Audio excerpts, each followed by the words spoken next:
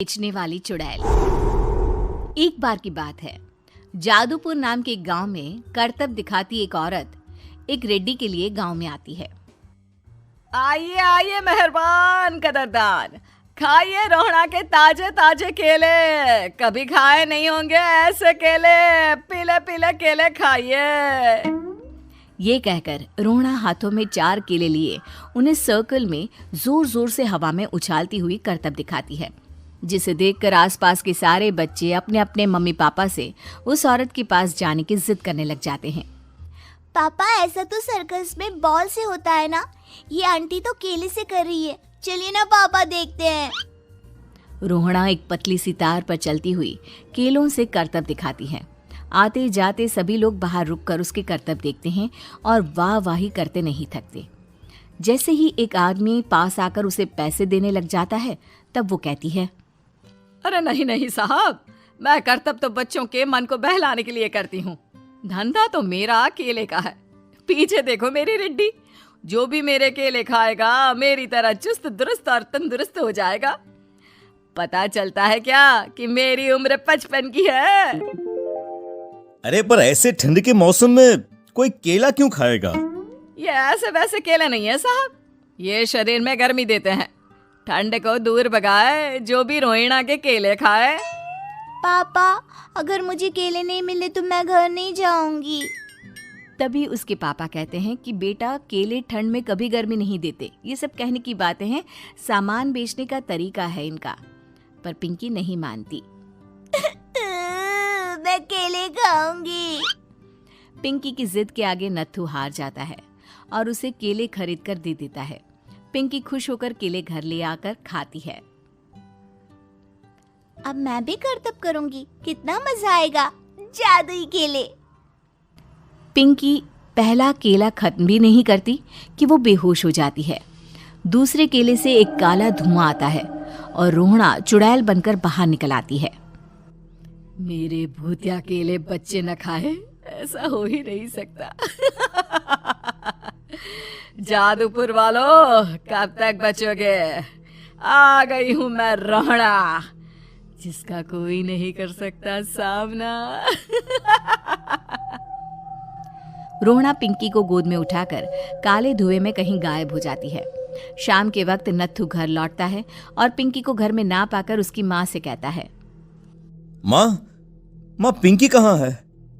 अरे बेटा, उसे तो तू सुबह करतब दिखाने ले गया था ना, फिर कहाँ वापस आए तुम दोनों?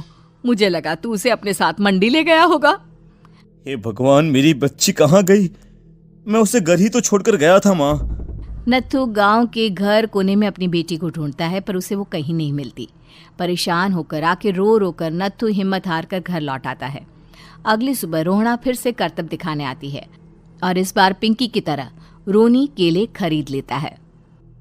50 रुपए दिए थे पापा ने, सारे पैसों की मैंने केले खरीद लिए हैं।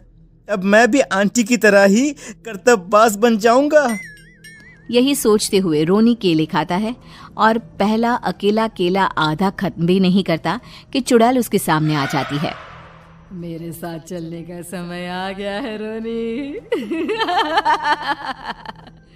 ये तो बस शुरुआत है।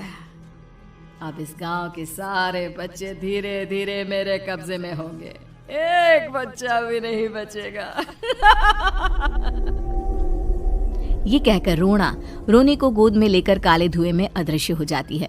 इसके बाद हर रोज गांव में से कोई ना कोई बच्चा गायब होता, पर ऐसा क्यों हो रहा है किसी को भी समझ में नहीं आ पा रहा था।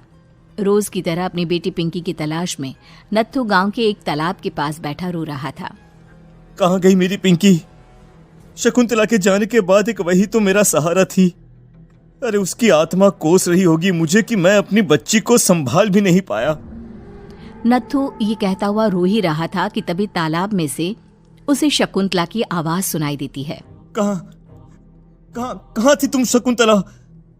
हमारी बच्ची और सारे गायब हुए बच्चे रोहड़ा के कब्जे में हैं। वो बच्चों को जो केले देती है उससे बच्चे बेहोश हो जाते हैं और उसके कब्जे में आ जाते हैं और वो उन्हें ले जाकर काली दुनिया में ले जाती है। पर वो ऐसा क्यों कर रही है? ये मैं नहीं जानती, पर उस दुनिया का रास्ता मैं आपको बता सकती हूँ। जहां ये नदी खत्म होती है वहां एक केले का पेड़ है, उसके नीचे एक दरवाजा है, वहीं से रास्ता जाता है उस दुनिया का। ये कहकर शकुंतला की आत्मा गायब हो जाती है। गांव के सभी लोग झुंड बनाकर उसी रास्ते से काली दुनिया में चले जाते हैं और वहां देखते हैं कि सारे बच्चे वहां काम कर रहे थे। पापा मुझे ले चलो यहाँ से। पापा पापा। सभी बच्चे अपने मम्मी पापा से लिपट जाते हैं। तो तुम लोग यहां तक आ गए? क्यों हमारे बच्चों को पकड़ लिया तूने? तुझे शिकार ही बनाना है तो ले, हम सब आ गए हैं, हमें खा ले। नहीं, मुझे बच्चे चाहिए, मेरे बच्चे के बदले तुम लोगों के बच्चे। क्या मतलब? मैं इसी गांव में रहने वाली एक औरत थी।